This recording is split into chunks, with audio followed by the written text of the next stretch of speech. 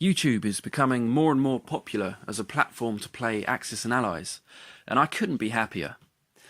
Playing with others over YouTube is very different to playing with others in person, and it has its flaws, but you'd be surprised how well it works overall. In this video I'll explain how to play Axis and Allies over YouTube, including suggestions to make the experience as smooth as possible for both yourself and your fellow commanders. WWTube is a new YouTube series I've launched with my good friend Piloto 1969. I made this video especially for those I have the honour to be joining in the next WWTube game. To those of you, first of all, thank you, and best of luck in our game. For everyone else, I hope you'll find these tips helpful in your own games. When you play with others over social media, all players will have their own boards set up identically. And when it's your turn, you'll make a video going through all the phases of your turn, and your fellow commanders will use your video to update their boards. You'll of course be following the turns of your enemies and allies to update your own board. You'll need a place to leave your board set up for an extended period of time, at least a month I would say, possibly more. Games over YouTube will take a lot longer than normal, but this gives players more time to really think about their moves, which I've found improves the overall gameplay experience. You'll need a half-decent camera to record your turns on, and a YouTube account to upload your videos to. Let's first look at video creation.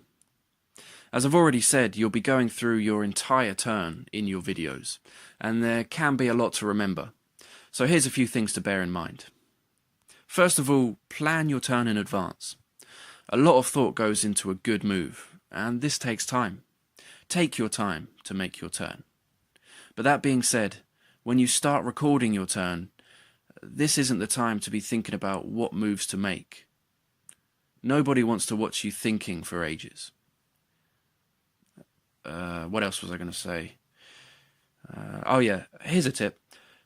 Use some thick paper to make some simple arrows to plan and keep track of all your moves. Red on one side for combat moves and black on the other for non-combat. These will help keep your videos short, precise and to the point because you'll know exactly what you're doing from the get-go. Sometimes you'll need to reconsider halfway through your turn. Maybe something didn't go as planned and that's fine. You can always pause the video until you've figured out what you want to do and you're ready to continue. Another option is to use an app called Etiquette, which lets you stitch together video files for free. You can break your turn down into lots of short videos and then put them all together at the end using the app. I actually made this video using Etiquette. It's pretty good and I'd definitely recommend giving it a try. Next, be specifically clear about what units you're moving, even if it seems really obvious. Make sure to name the territory from where units originated and the exact amount of each unit type that you're moving and where they're moving to. Try to avoid just pointing the camera at the board and saying, "These units will move to here." Instead, say for example, "From Novosibirsk, 3 infantry and 1 tank will move into Russia." Sometimes it's also helpful to note which units you're not moving during your turn. From Novosibirsk, 2 infantry and 1 tank will move into Russia. 1 infantry will stay behind in Novosibirsk. Most of us will be using our phone cameras to record our videos, which is mostly fine, but phone cameras often struggle to focus and the quality isn't always the best. You'll be multitasking when you're recording and moving units around the board at the same time. And this is why it's really important to be clear about what you're moving and where. Think of it this way. Your fellow commanders should be able to follow your whole move without actually watching your video, rather just listening to what you're saying in it. After all, they'll most likely be listening more than watching, especially if they're updating their own board as they go along. Try not to rush through your commands. Nobody wants to skip back through a video because they can't keep up with it. Now let's look at resolving battles. You'll be rolling dice for both your own units and the units of your opponents, and this is where things can get a little tricky. Most battles will be pretty straightforward because it's usually pretty obvious which casualties to take for either side. but there are some occasions, like big sea battles, where it could be less obvious. One way to deal with this is to declare your combat move to your opponent prior to starting your video recording, and then you can consult them to figure out what casualties they want to take under the current circumstances. In rare occasions, you might have to resolve a battle in stages. To do this, you'd first record the first round of combat, and then you'd have to let your opponent know how many hits were scored against them. And then they can get back to you and let you know what their casualties will be, and then you can continue into the next round of combat later. Again, UCut can be really useful here, as you'll be able to stitch together the video files once your whole turn is complete.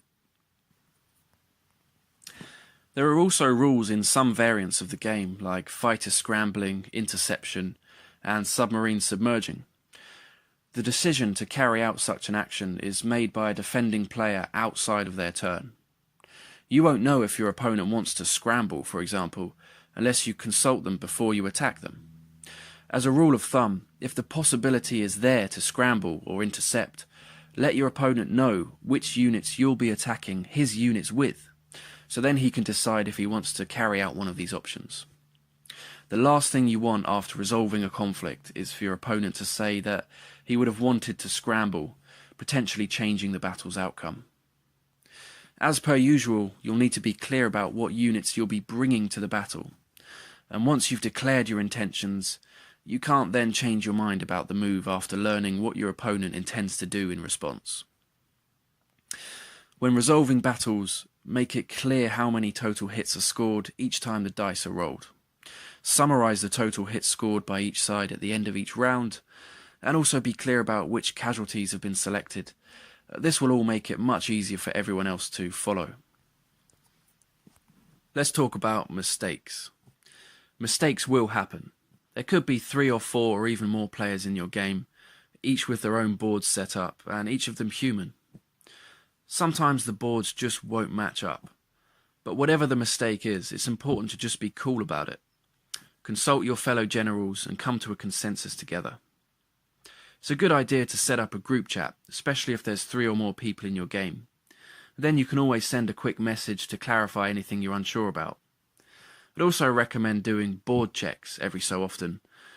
Send a voice recording to your group chat, telling them what you see on your board, and then they can listen to the message while looking at their own boards to check everything's matching up. One of the things I always seem to screw up, no matter how hard I try, is the IPC chart. If you've captured a territory and updated the chart, make this known in the video in case a mistake has been made or a fellow general forgets this step. But hopefully if you followed all these tips, there won't be many mistakes happening. Teamwork is an essential element of this game, and I encourage members of the same alliance to talk strategy as much as possible. Dtroy recommends having 3 group chats: a general chat for all players, a second group chat with only Axis players, and a third with only Allies players. The general group chat, called the No Strat chat, is for everyone to keep in touch and talk about everything to do with the game except strategy. The other group chats is where potential strategies can be discussed with teammates. Feel free to suggest to your team any ideas you have, but always respect the final decision of your teammates, even if they decide to do something against what you had in mind. Don't be a dictator. Cheating. There's no real way to stop a player from cheating, especially when resolving combat. It's quite easy for a dishonourable player to re-record a battle for a more favourable outcome. All I'll say is this: cheaters are always losers, even when they win. Trust is a must, and honour is key. Time management is also an important thing to agree upon with your fellow generals. Games of Axis and Allies played over YouTube can last a long time. When it comes to your turn, try not to take too long to submit it. NoLimit recommends a maximum of 3 days for a player to submit their turn. If someone takes longer than 3 days, it will fall to a teammate to do the turn for them.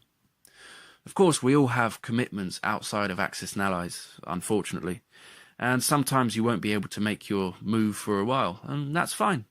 Just let the rest of your group know as soon as possible. But just bear in mind that if you're consistently unreliable with your turns, then people are less likely to want to play with you in future. Also, you win some, lose some. You probably won't win every game, so it's important to just enjoy the game, whatever the outcome. Whether you're winning or losing, always have respect for your fellow generals, and don't abandon games midway through. Win with honour, lose like a champion. The last and most important rule is to enjoy. We've been brought together by a mutual love for this awesome game. Let's enjoy it together. I look forward to seeing you on the battle board. Good luck.